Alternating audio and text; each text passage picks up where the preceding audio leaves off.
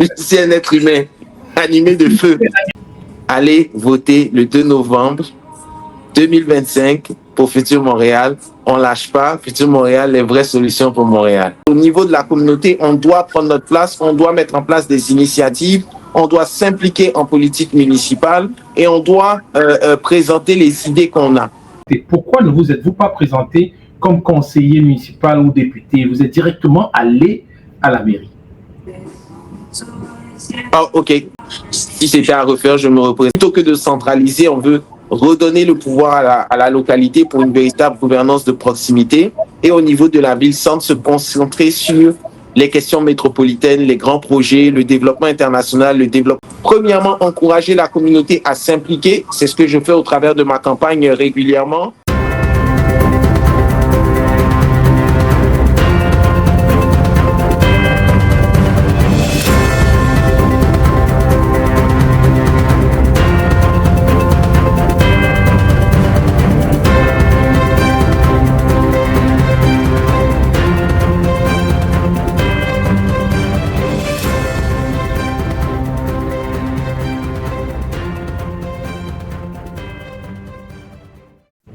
Chers téléspectateurs, bonjour et bienvenue à l'émission Dias Politique, course à la mairie de Montréal.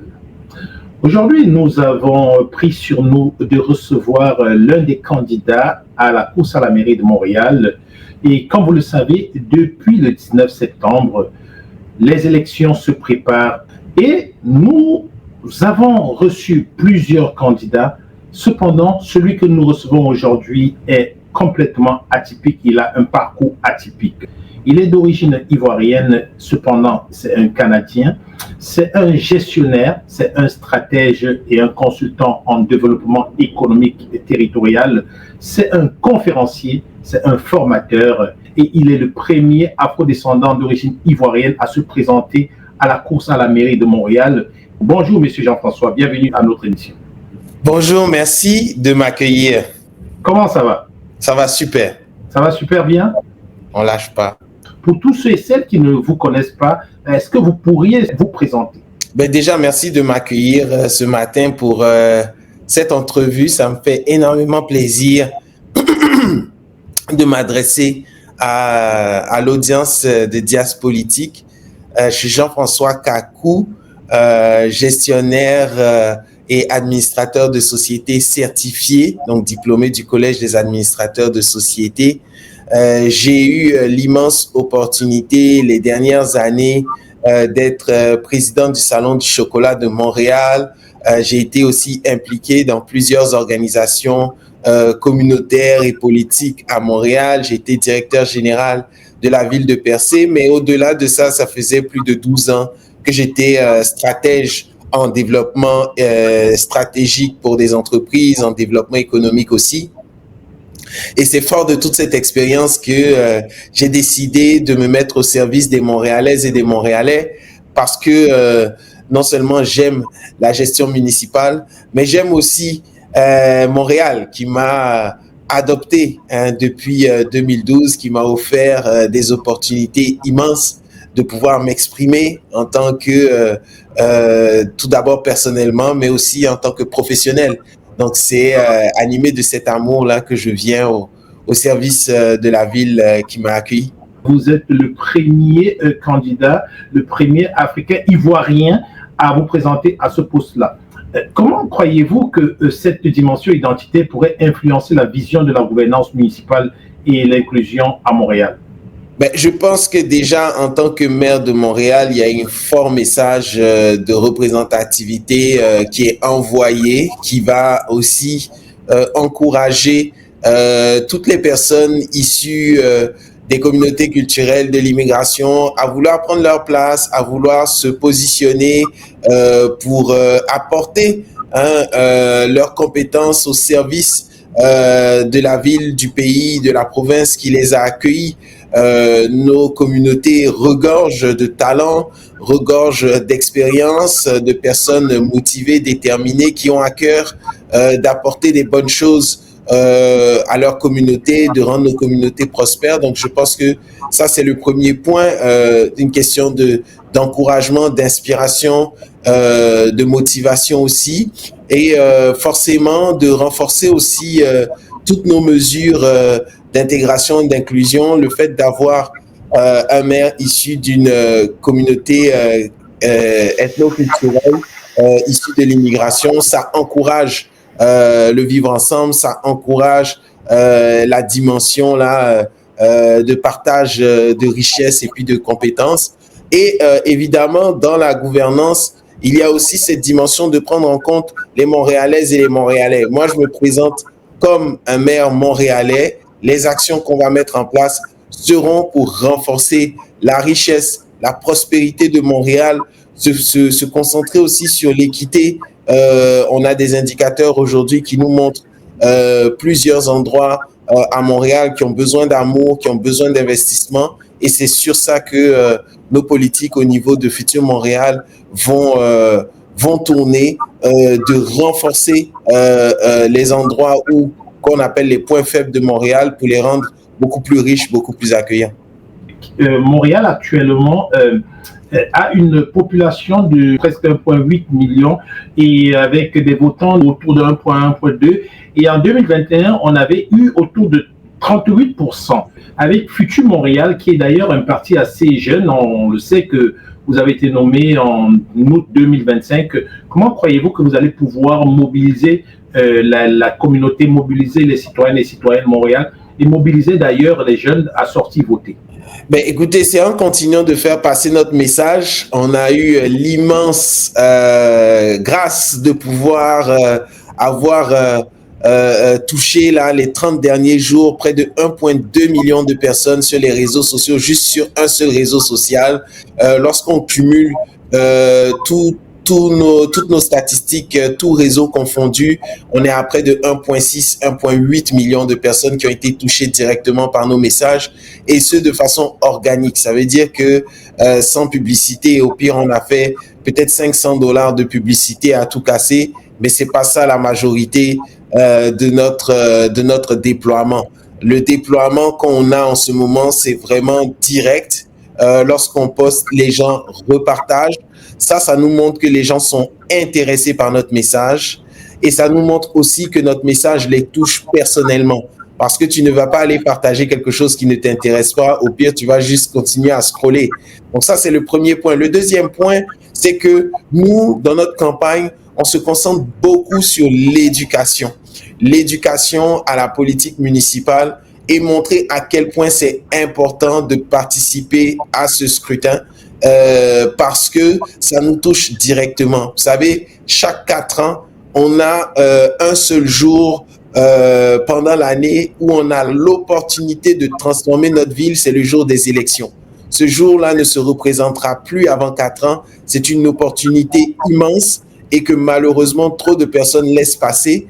Nous, on dit qu'il est temps de se positionner, il est temps de faire valoir ce pouvoir énorme que les électeurs ont, qui est de voter, et on leur dit d'aller voter. Il est temps de se positionner, d'aller voter et faire valoir ses droits. Et aujourd'hui, dans votre laïus, généralement, vous utilisez le terme « faire la politique autrement ».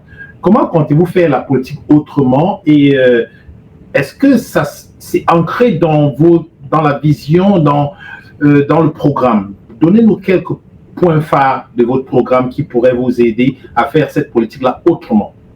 Ben, définitivement, le premier point, je vais vous donner 3 points. Le premier point, c'est que chez Futur Montréal, on va mettre en place un outil qui va collecter en temps réel les opinions des Montréalaises et des Montréalais.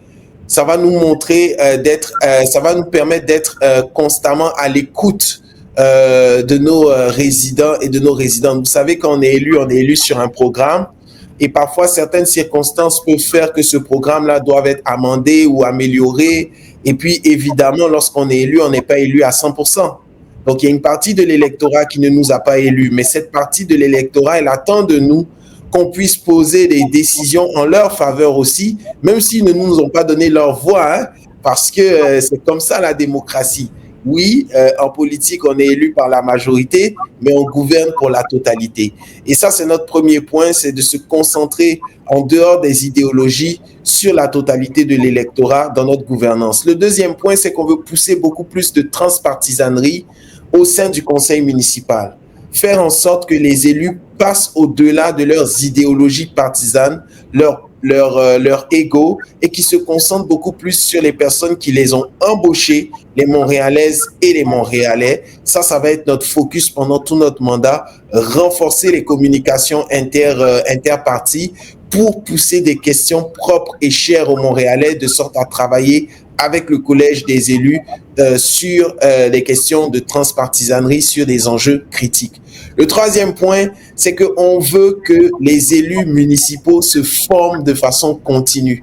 C'est un travail professionnel d'être un élu. Il ne faut pas le voir comme juste on a gagné les élections et puis on va passer devant les caméras. Non, il faut se former en continu. On n'a pas la science infuse quand on est élu. Donc nous, ce qu'on va faire, c'est qu'on va rendre public chaque année les rapports de formation de chaque élu municipal. Qu'est-ce qu'il a pris comme formation cette année et comment est-ce qu'il a appliqué dans son travail? Ça va être rendu public. Et personnellement, en tant que chef du parti de Futur Montréal, les élus qui ne se forment pas, après plusieurs avertissements, devront sortir du caucus de Futur Montréal.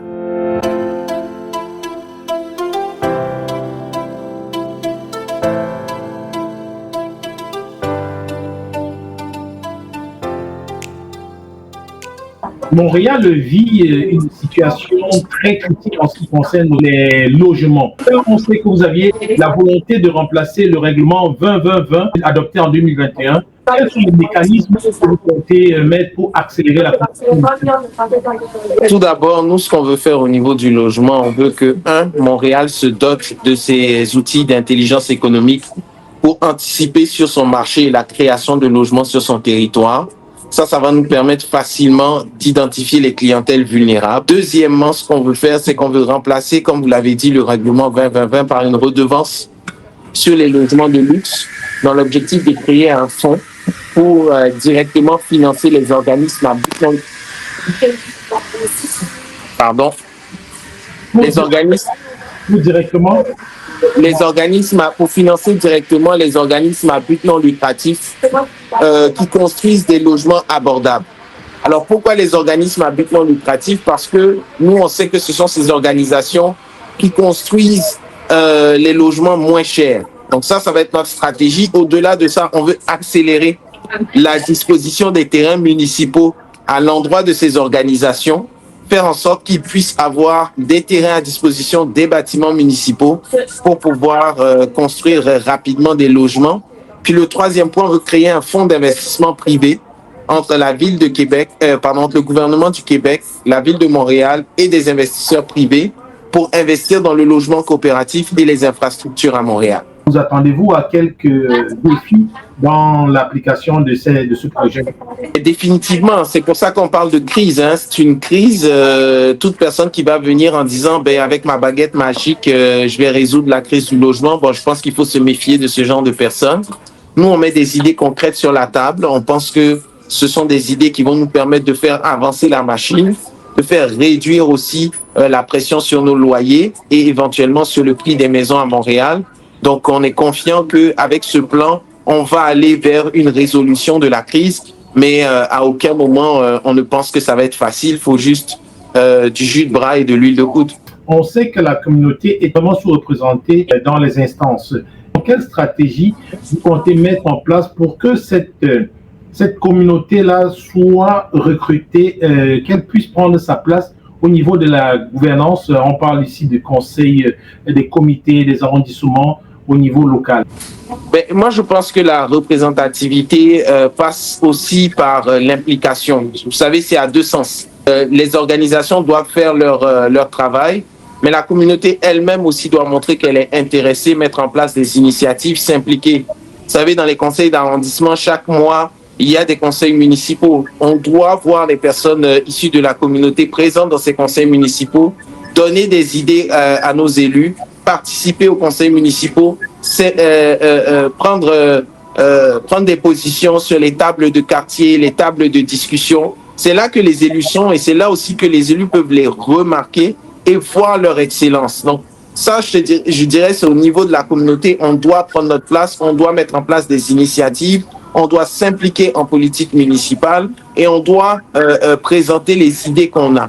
Maintenant, au niveau de nos organisations, notre travail, c'est de soutenir ces initiatives, de les rendre moins invisibles, de sorte à ce que le maximum de personnes puissent voir que Montréal est une richesse, une diversité où tout le monde s'implique, tout le monde pose des actions dans le but là d'améliorer la prospérité de la ville. Donc, je le vois vraiment à deux sens. Premièrement, encourager la communauté à s'impliquer. C'est ce que je fais au travers de ma campagne régulièrement.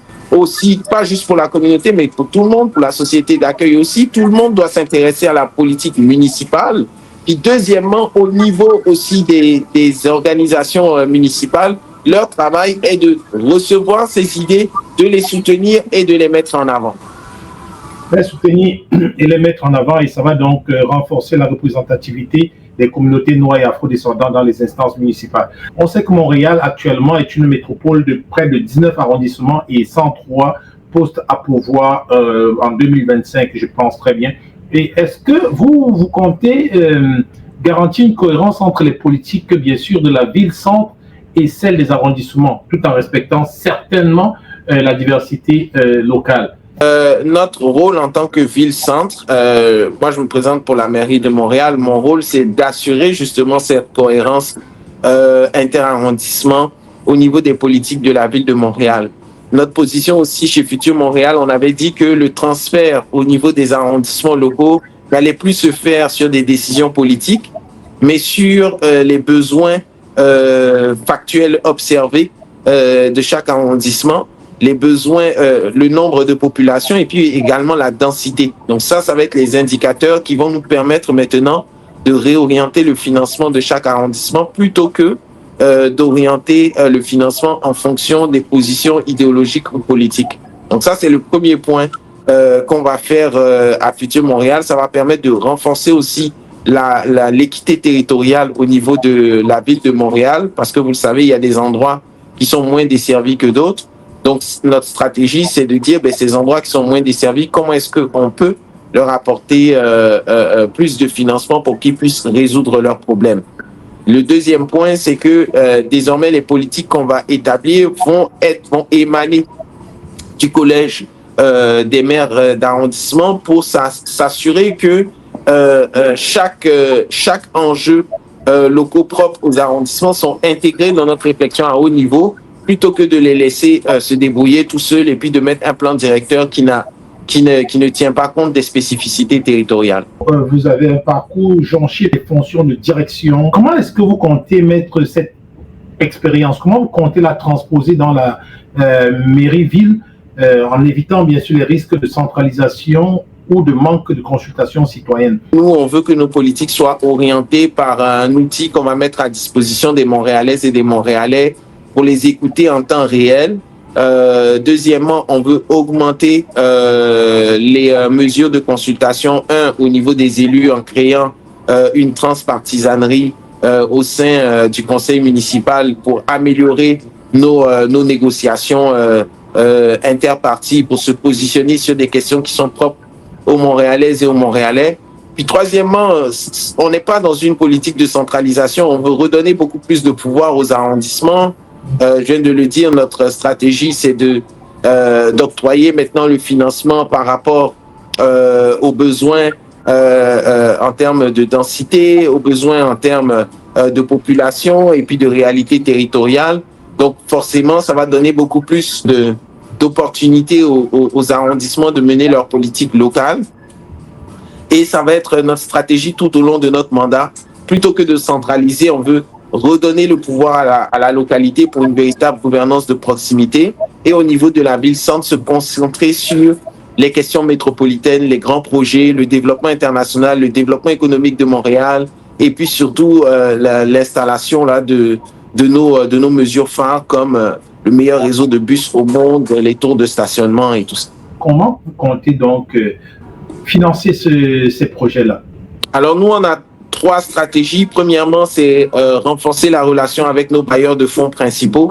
Le gouvernement du Québec et le gouvernement fédéral par l'intermédiaire du gouvernement du Québec.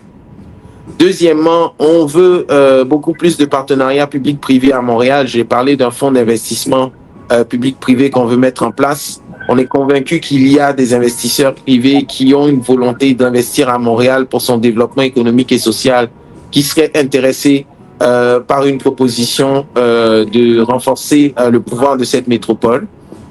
Et troisièmement, je l'ai mentionné aussi au début, au lancement de notre plateforme, on veut créer, mettre en place un système d'efficience opérationnelle, s'assurer que nos coûts d'opération ne sont pas redondants ou n'émanent pas de gaspillage, pour s'assurer que le dollar récolté serve directement les Montréalaises et les Montréalais.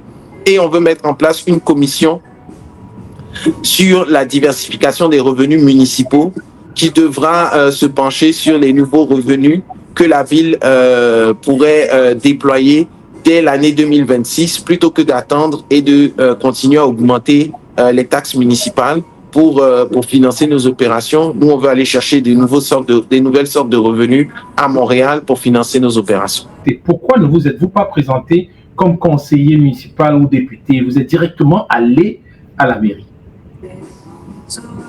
Ah, ok. Ben, parce que c'est le poste que je convoite, c'est le poste de maire de Montréal. Et si c'était à refaire, je me représenterais beaucoup plus tôt à la mairie de Montréal. Quelle est votre vision dans 10 ans, notamment en matière de rôle des communautés afrodescendantes, sans oublier la place de l'entrepreneuriat dans votre projet? Mais participer à la vie politique municipale, s'impliquer beaucoup plus, apporter des idées sur la table, montrer qu'ils sont excellents, qu'ils ont beaucoup d'expérience à mettre au service des Montréalaises et des Montréalais, que les portes aussi leur soient ouvertes pour que ces idées-là puissent être connues de la part de tout le monde, parce que moi je suis convaincu que dans cette diversité que Montréal apporte, on a énormément de richesses et de prospérité à en tirer. Et puis c'est la raison pour laquelle je cours, pour mettre tout cela au service de notre belle population, pour qu'on puisse tous ensemble réussir, être épanouis et vivre en paix. Et votre vision dans 10 ans? Ma vision de 10 ans dans Montréal, ben, une ville prospère, autonome au niveau énergétique, une ville qui a le meilleur réseau de bus au monde, une ville où tout le monde peut circuler sans se poser des questions, sans avoir peur d'être en retard, une ville où on a moins de congestion et aussi éventuellement une ville où on peut se loger sans se ruiner. Votre dernier mot, votre speech de vente, votre message à toute la diaspora, à tous les Montréalaises et Montréalais? Allez voter le 2 novembre 2025 pour Futur Montréal. On ne lâche pas. Futur Montréal, les vraies solutions pour Montréal. Et si vous étiez un animal, vous seriez? Je suis un être humain, animé de feu. Un animal? Je suis un lion. Un lion. Bon, un bon lion. Alors voilà, merci Monsieur le Lion, merci beaucoup Monsieur Kakou pour le temps que vous nous avez consacré. Bonne chance.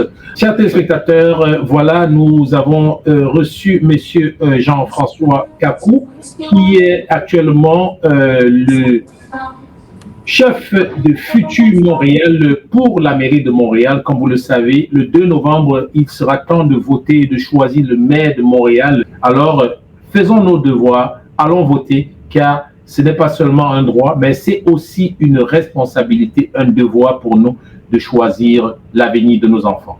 En espérant vous avoir pour les prochaines émissions avec d'autres candidats, nous vous souhaitons une bonne fin de journée et à très très bientôt au vote. Bye bye. Afrique Remit. Effectuer des transactions d'argent depuis le Canada et les États-Unis vers l'Afrique au taux réel.